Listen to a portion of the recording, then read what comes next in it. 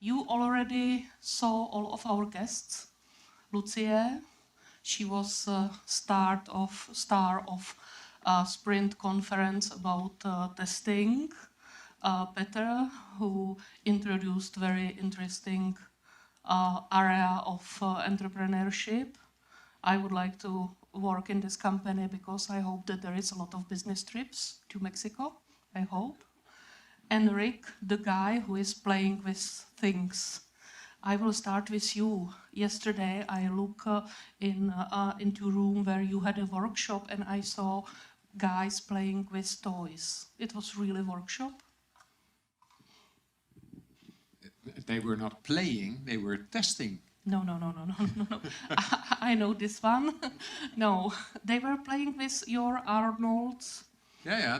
They were using the Lego Mindstorms robots to experience what it is to actually test a robot and a physical machine, because a lot of us are only used to testing things that happen on a computer screen, and testing physical machines is different. And especially the objective was to look at other quality characteristics as well. And also they had fun, and I always think testing should be fun, so it was a good combination. Not quite sure that every manager thinks that we should play in the office.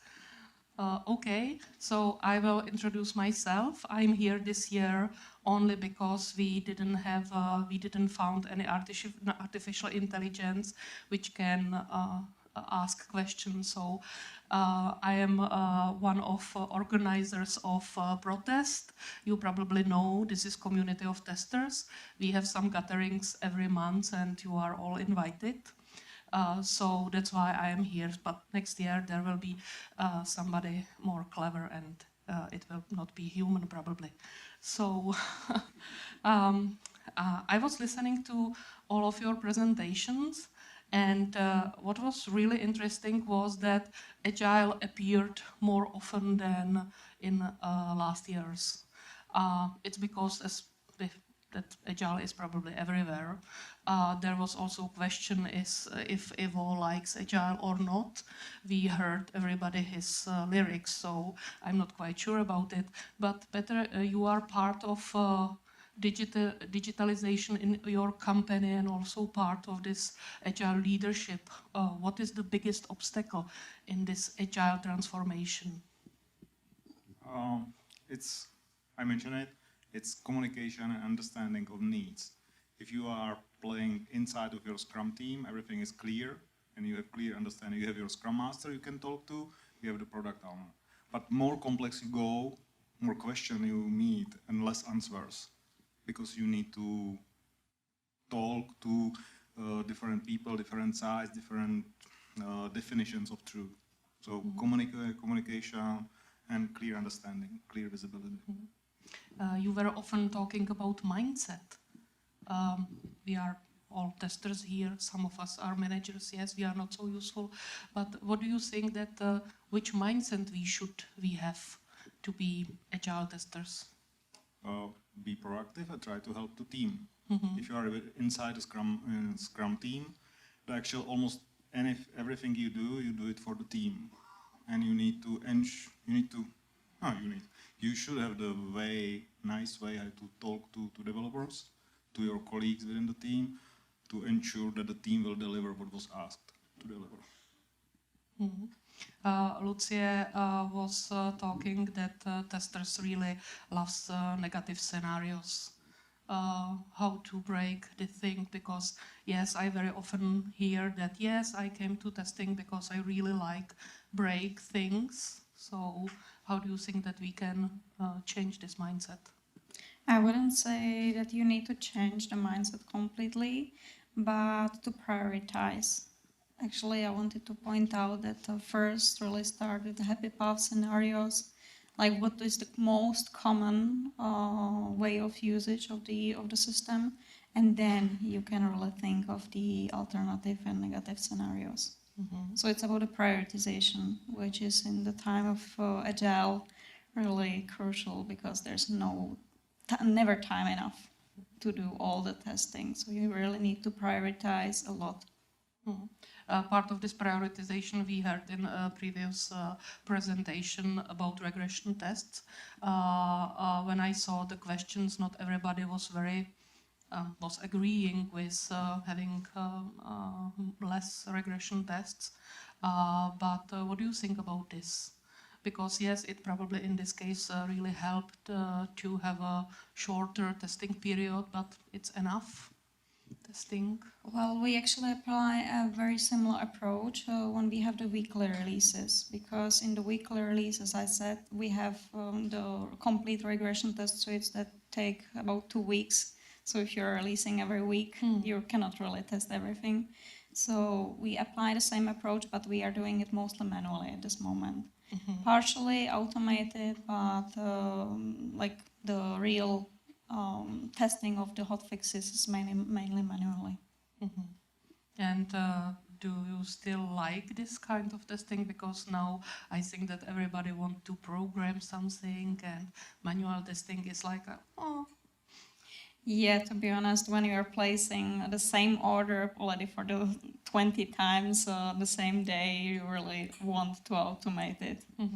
So it's about the way, like what you need to check. Sometimes there are very complex things that would be even more difficult to automate than to test them manually. I will Depends ask on the about. scenario. I will ask also about your teams, because the modern approach is that people in the team can help testers with their tests. So that's why we usually came, for example, from Python to Java, because our developers are Java developers. Are you in the state that also the other guys are helping with automation? At this moment, not.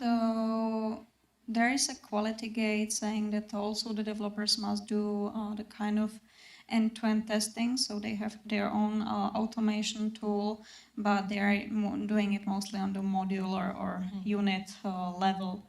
But it's they are using Cypress for these tests, so they are covering at least the very basics by their tests, so that they don't really pass to us a completely not working application. But all the testing from the business side is done by us, either automated or manually. Yeah. Yes. Probably somebody wants to tell me something. Should we end now? No. My question is for you guys. Who is developer here? Don't be shy. Yes.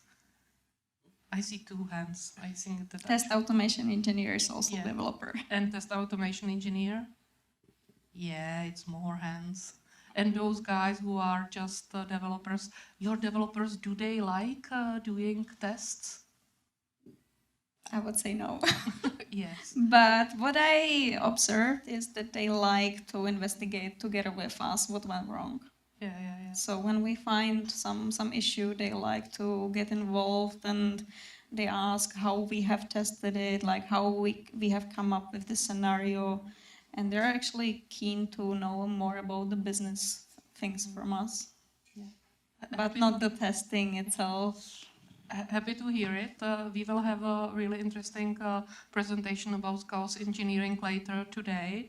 And I think that those 2 guys who will be talking are the ones who are really breaking things in the company. So I think that they are very popular. What is now trends in testing? Because this chaos engineering, for example, for me is really nice approach. I would like to see it in real life, not only in presentations. Do you have another examples of new trends in testing? Rick, you are the most probably, this world traveler from us. So what did you see on your roads? Well, the problem is I'm in testing for such a long time that I don't really see many new things. But I do see a lot of people rediscovering old things. And so one thing I would advise you is to, if you encounter some sort of a problem, then go and have a look, for example, on the internet, because probably the answer is already there. What I do see is that we often see new combinations of things. So the current hype is probably DevOps, where we try to join development and operations and all the other things you need to do to create IT systems.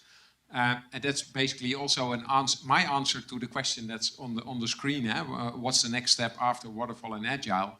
Well, that's currently DevOps. And then if I would know what comes after that, I could make a lot of money, but I don't. So, but and one of the big problems in both Agile and DevOps is the bringing it to a larger scale.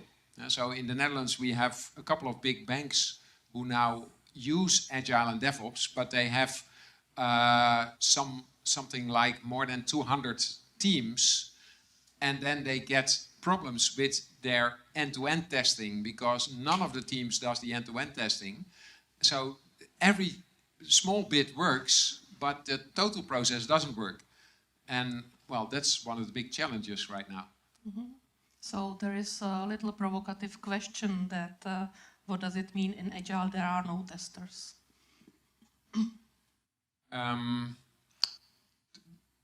What I see is a shift from the function of tester to the role of tester. And if you have a cross-functional team with, let's say, 7 people, then these 7 people together must do all the testing. Not necessarily do they need someone who has tester on his forehead, but they must do the testing. On the other hand, more and more companies find out that it really does help to have a professional tester on the team. Because about 2 years ago, I was asked by a company, they had heard about DevOps, and their manager understood in DevOps you don't need testers, and he wanted to save money. So he said, we're now doing DevOps, we fire all the testers, and the rest of the team have fun. And quite quickly they came to me and asked me if I wanted to do a training course to train all the DevOps people in testing.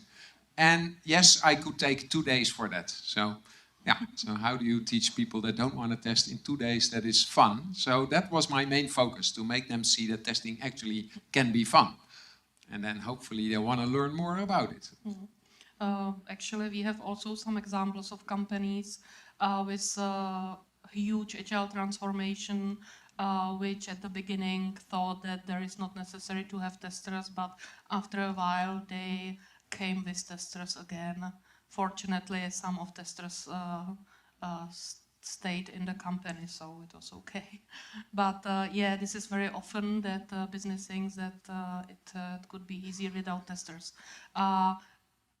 But what's the difference between being tester in agile team and tester in waterfall or classical approach? Do you think that there are some? I think that this is a question for all of you. Yeah, well, I so think Peter should start, yeah, because you already talked about that. What's the difference? It's about the size, about the things you do. If you are a tester, you focus to only your area, you don't care about the rest of the system. If you are quality assurance, quality engineer in test, then you need to be involved in the architecture, in development, and have contacts with the business as well to see results of your work. So it's a wider communication across the system, not focusing only to testers. There are testers in Agile. They are just labeled in a different name. Mm-hmm. And they need to do more than before. Yeah, and it's really hard to sometimes distinguish where is the border between a developer or a tester, or a business analyst and a tester, because in Agile the tester has much wider overview of the topics and can both help with the definition of the requirements and also investigate what is the root cause up to the line of code practically. One comment, there's a question, this is our view from QA and from testing perspective. Mm-hmm. The question is the same view is from the top management and management, how organized teams and how those teams should work and communicate together. That's probably a very interesting question, because we also somehow should sell our work to management. Do you think that companies now really take care about software quality? Because I hear a lot about it, but sometimes I'm not sure if the application was really tested or somebody tried to open it. I had interesting discussion recently. You need to go through the pain way, when it hurts you.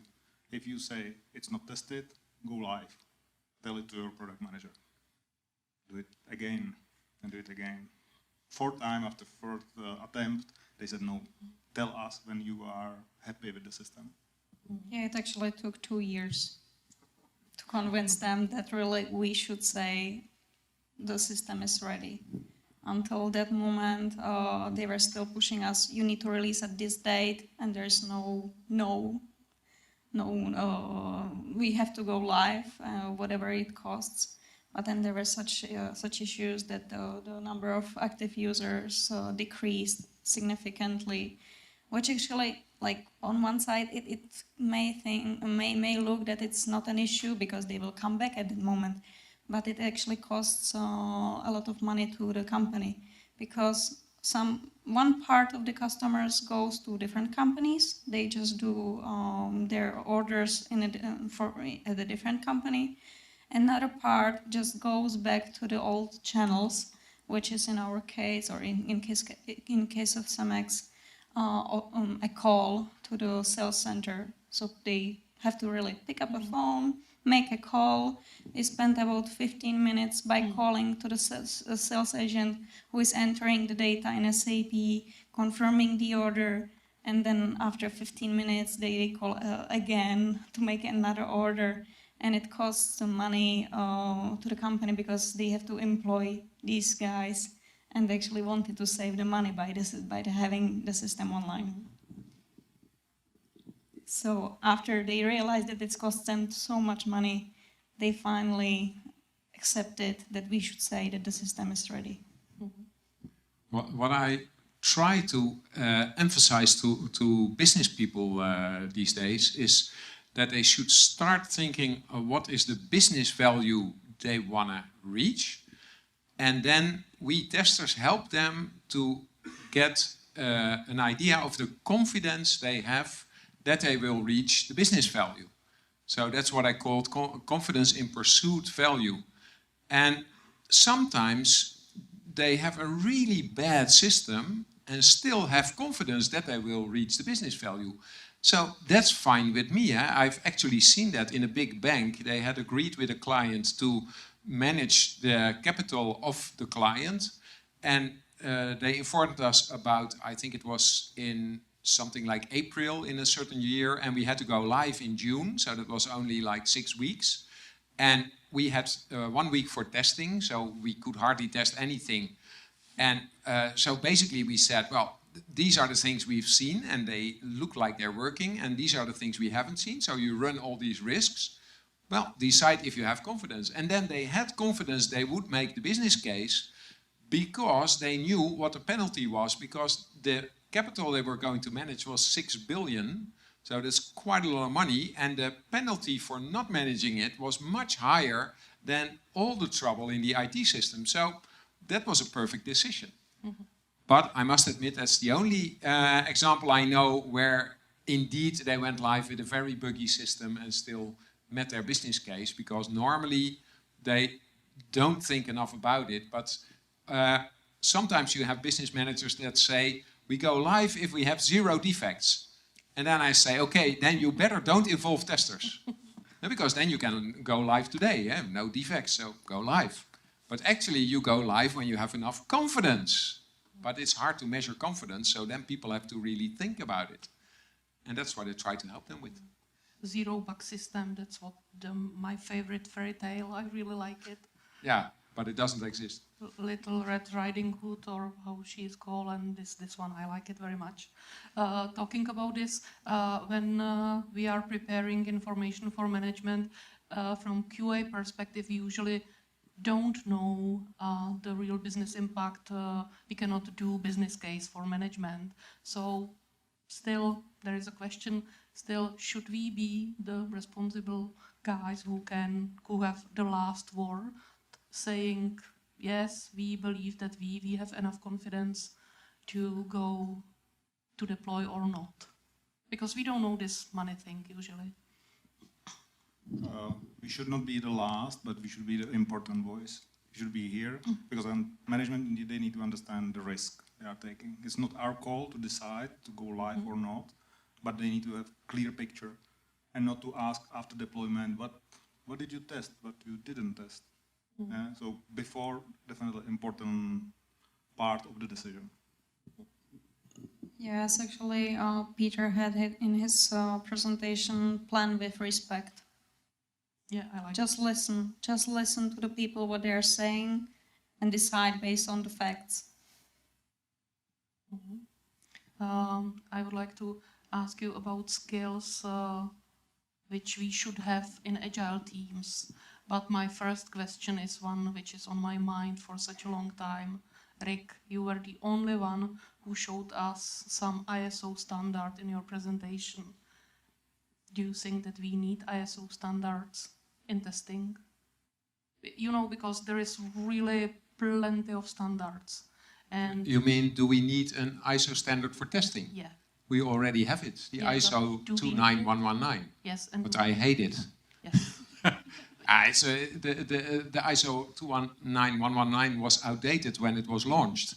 So there's one issue with ISO, it takes way too long. Because I have created some extension to an ISO standard. So people now come to me and say, when will it become official? And I say, well, I don't know, but I'm not going to bother about it.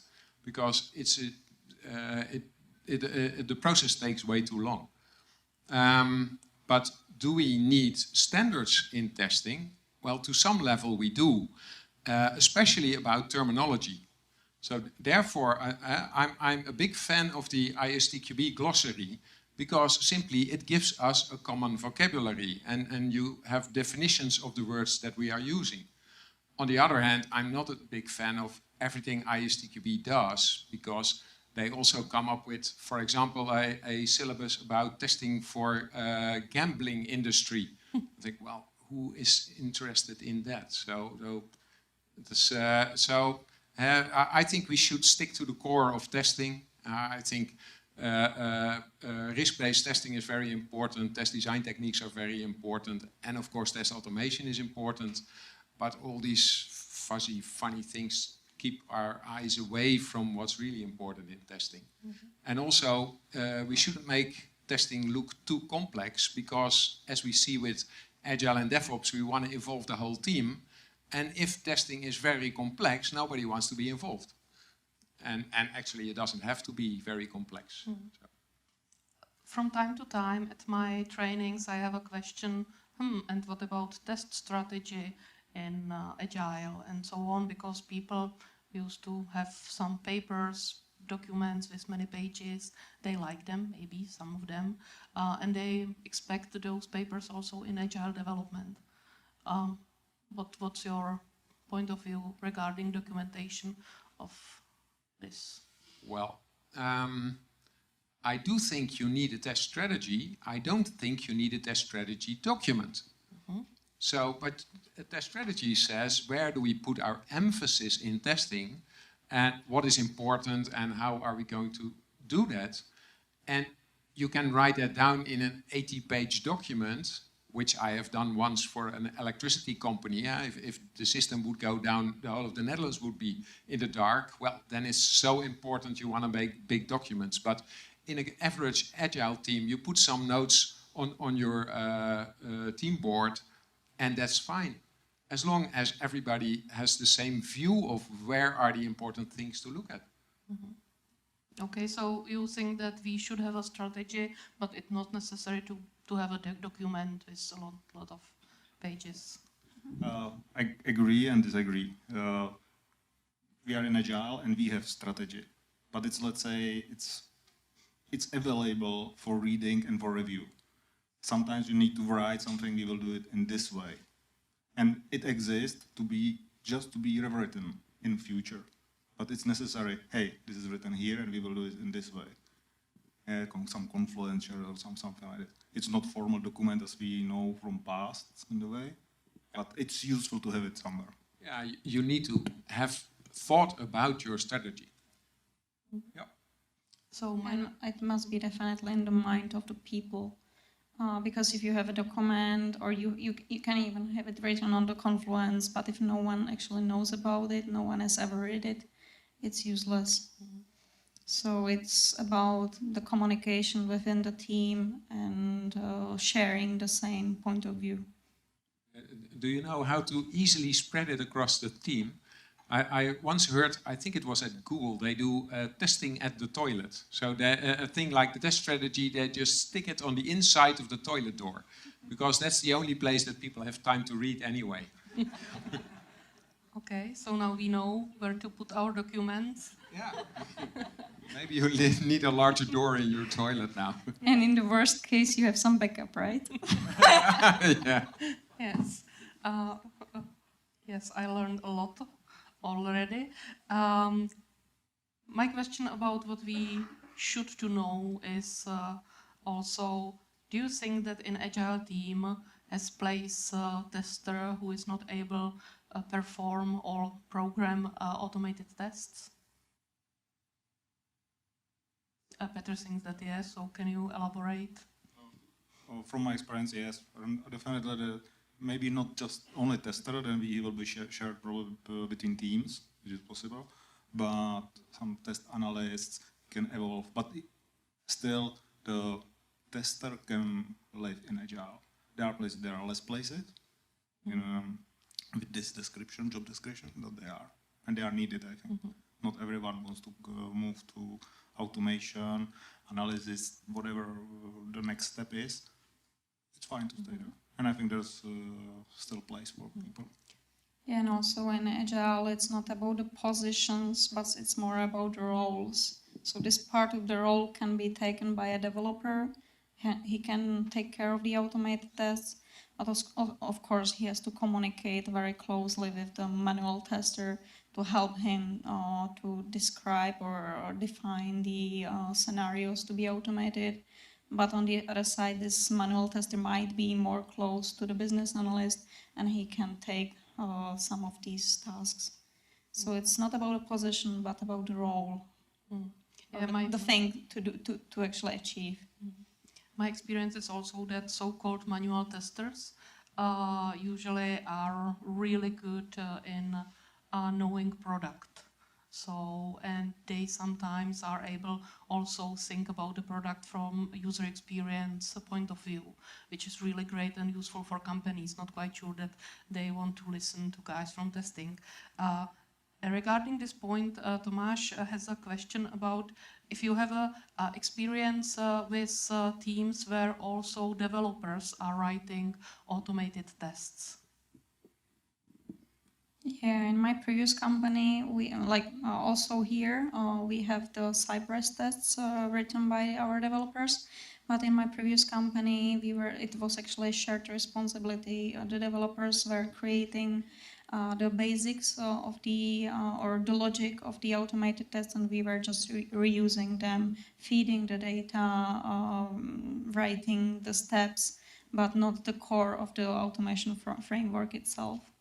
So it was a shared responsibility, and I think that's the right way.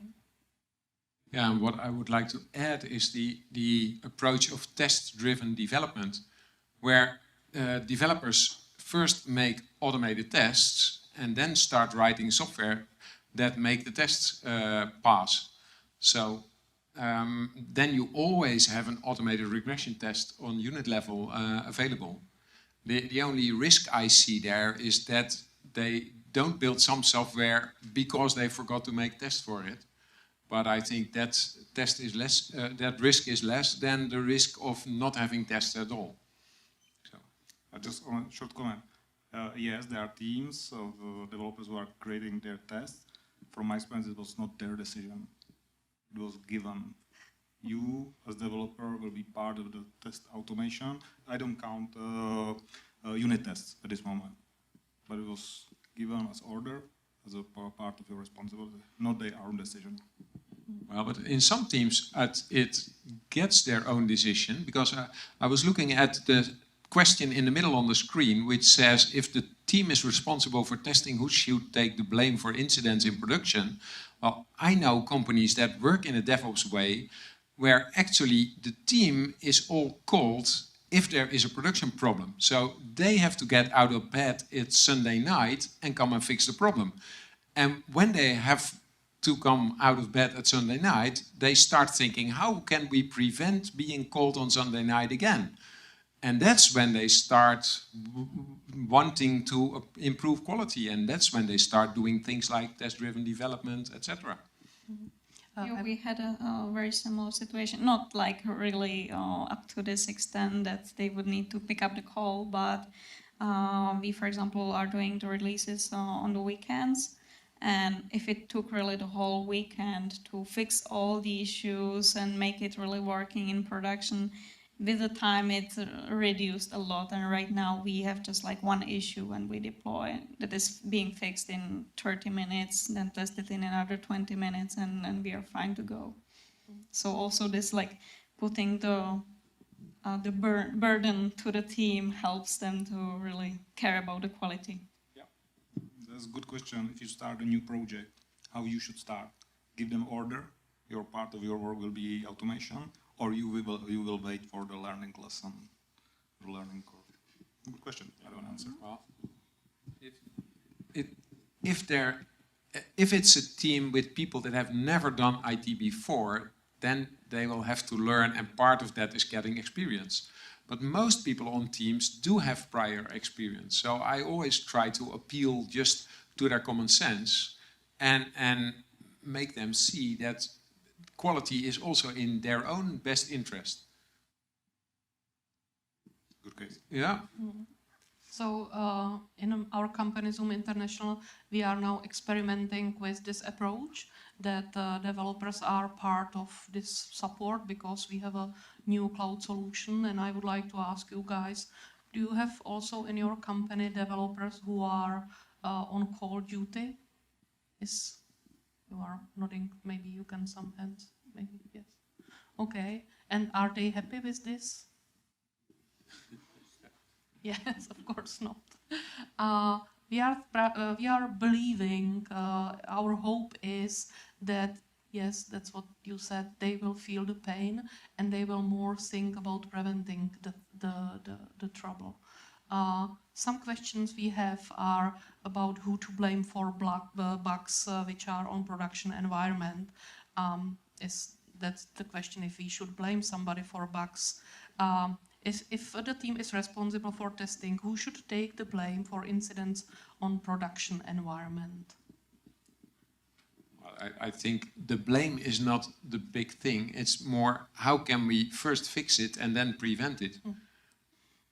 And yeah, the blame game is most of the time in nobody's interest. So yeah. But again, DevOps helps in preventing a blame game because it's a team responsibility. In general, the team is responsible, but inside the team, you need to find out the reason, fix it, and do not repeat again. If it's a human mistake, then let's fix it, let's learn, let's do not repeat it. Yeah, it's also about the continuous improvement. Just like bring it up in a retrospective or even in a daily stand-up and just let the team decide how can we prevent this in future. And explain why is it important to fix such issues. So there is a quite popular question, what do you suggest as an answer when production bug is found out and management asks you why you did not find it in tests? What we are doing is we are trying to find if we cover this in test or we think that this is edge case or something like this. So what's your answer? How to deal with the situation?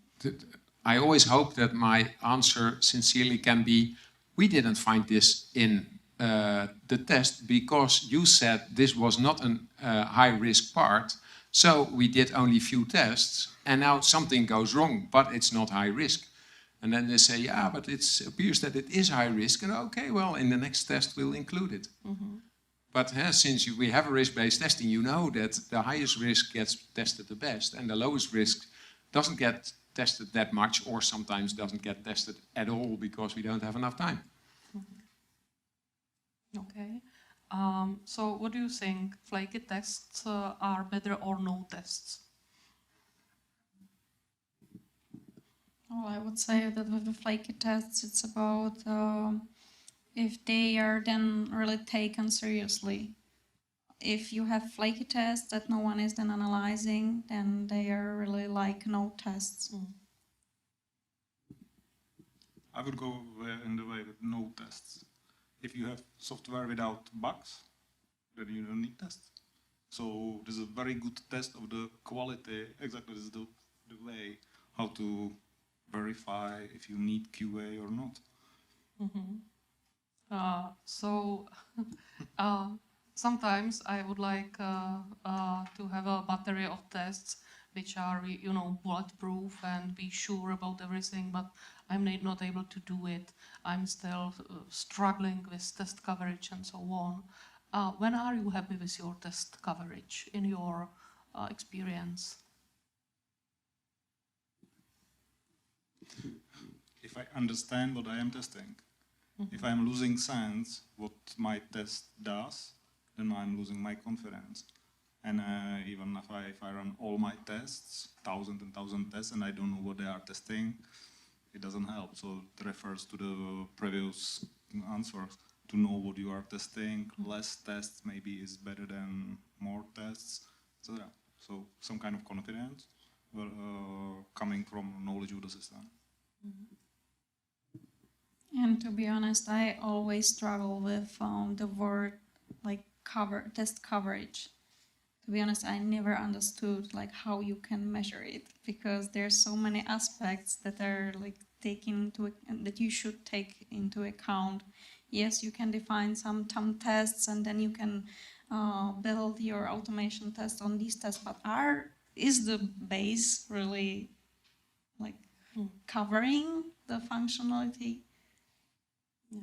I really like your, if I can, I really like your presentation in the spring when you were talking about this run errors test strategy by James Buck, because I really like it. It was something I have on my mind, but I was not able to say it so pregnantly, because every time somebody is pushing to us this test automation pyramid, and I'm sick of it already. And I'm still thinking that in this agile world, I'm not quite sure if we should decide that 20% is going there and 20% is going there. I'm more concerned if testers are really confident about the results. But the question is also, now we are believing in this artificial intelligence, machine learning, we are still talking about it. Do you know some artificial intelligence tools which can help us? Because here are guys from Zonky which are using their tool Mabel. Do you know anything like this? You have some good experience with this system. Do you have any experience with another tools using artificial intelligence?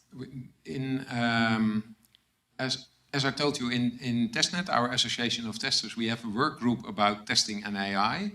And in this work group, some people did a survey of tools that involve AI. Actually, the first time I looked at AI-powered tools is about 3 to 4 years ago, and then I couldn't find any tools. And recently we found over 20 tools. But some of these tools, the main AI is AI on the box. But other tools really apply some sort of AI, and most of them mainly focus on recognizing all the objects on the screen, which is much more advanced than the record and playback tools that we used to know. And one open source tool that I always like to promote is a tool called TestStar. So TestR or TE star. TestStar. It's created by the University of Valencia in Spain. And that shows quite some good results. On the other hand, I think we still need a lot of extra developments to be made, because there's still a lot that can be advanced in these tools. And also, you shouldn't think that an AI tool takes over all the testing. It is and remains a testing tool, so it helps you make testing more efficient and effective, but it doesn't fully replace people. So it's reminding me maybe this calculator from the first presentation, because Ondřej still needs to improve the tool, but it's big help. He doesn't need to spend time with reading the results. I really like this out of the box thinking. My question is regarding this. Last year we were talking at this panel discussion about education of testers. There were some disagreements if our universities are really helping to bring new generation of testers. Some were for, some were against. I think that also our teachers from economy school were talking about their approach to bringing new generation of testers. Do But you have? is there testing education in the universities here in Czech Republic? Who knows of some? Actually, I have been teaching at the University of Economics. There is a field study of software testing. It has been built like 3 or 4 years ago. It's quite a new part of the education, and most of the teachers, actually Ivo is teaching there as well, are from the companies. So it's not really they're not really teachers like from the school and from the school system, but really from the field. And is it the standard part of software engineering education, or is it just no? We have an extra so-called topic? the main field, and then the second or side educations, which is then the students can choose from the various fields, and one of them is the software testing. Yeah. But anyway, my experience is that most software engineering students are interested. So I also do these special courses at universities, and they are interested. So I like to hear it. What I liked about Ondřej's presentation was also that his work was his thesis. So, and I heard also that, for example, company Ysoft is really focusing on cooperation with students to help them with their thesis, and they are helping the company. So are you doing in your company something like this? I would say that the current stage of the market is really helping it a lot, because the companies are keen to take the good students or good young people from the universities, even during the studies. So it's about the market situation that is right now. I will also ask you, did anybody write thesis about testing and use it in the company? Maybe anybody? Ondřej, yes, we know all about you. Somebody else? Anybody? Okay, so yeah, you can also make a higher education now. You have something to write now. No, I'm joking. Actually, I have been writing a diploma thesis about Selenium WebDriver in Java, but I was really struggling with the way how to put together the requirements given from the school that really needs like to have it structured and following all the standards, and combining it with the real work practically, so that it doesn't become rigid and not applicable. Okay. Now you mentioned one of tools we are probably using in some companies. My question is, it's really important to choose the right tool, or you can switch it in 2 years? How big importance is choosing test stack? Choose what you like, what you need, and stay as it works for you. The change is paying, and if you change every 2 years, it will pay you a lot. So that's it. If it works for you, just don't change the tool just because there is some new on the market, and someone says how beautiful it is, how it will solve all your problems and find all bugs in the system. Mm-hmm. but most of the times when you get a new tool, you have an extra problem. Yeah, exactly. But also, what is more important, like the most important thing from my point of view is, at the beginning, do a proof of concept. Take the tool, try it, if it resolves some of your problems or all your problems, and then if it really goes through this phase and it's still good, then take it. But if you already start struggling at the very beginning, then just go away from the tool and choose some other. But the most important is to have a look at what are the kind of people that will use it. If you have developers that can take this role, you can choose some really highly programmatical thing. But on the other side, if you have testers that haven't done automation before, and this will be their first test automation task, then maybe choose some other type of tool that will be more user-friendly. But also think about the future so that it doesn't become a pain at some moment at the maintenance, like we are now struggling with Postman, because it was very easy to set up. You can even record the collections, but at some point you really need the Git integration, the connection to the database and everything that the Postman simply doesn't have. So you are spending time caring about the tool. It's what we have to put also other tools to do part of the testing. I think it's also good to combine more tools, because there's no one perfect tool, but also think about these, if it's really covering what we need.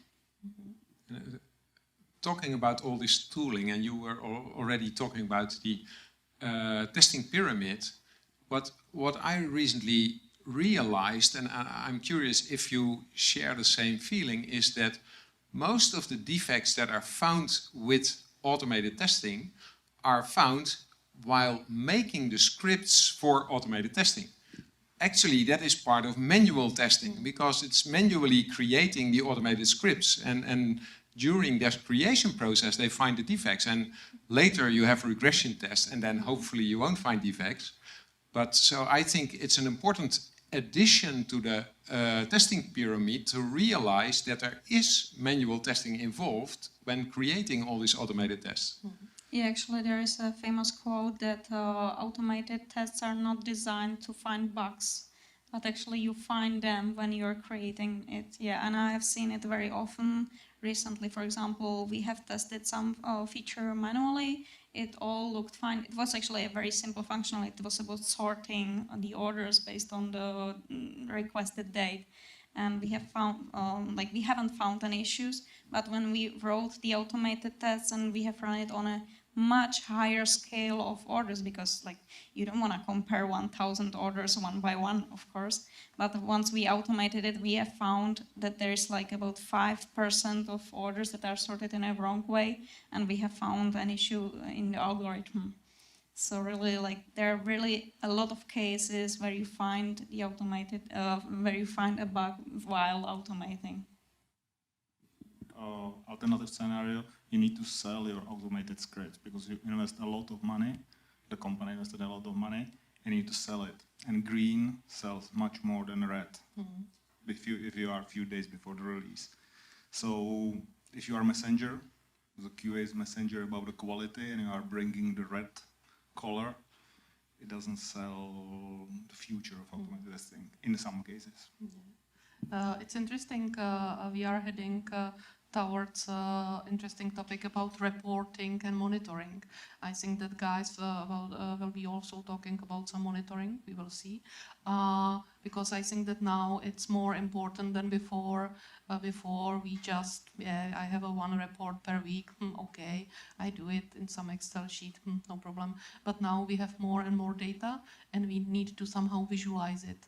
And yes, managers like really simple dashboards. Green, red, yellow, something like this.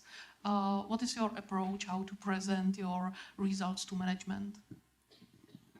My approach is that you need 3 levels of reporting.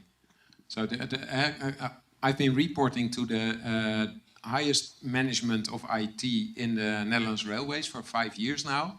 And the first page of my report only contains smileys. It has a word like functionality and a smiley, and other things like performance and a smiley, and that's it.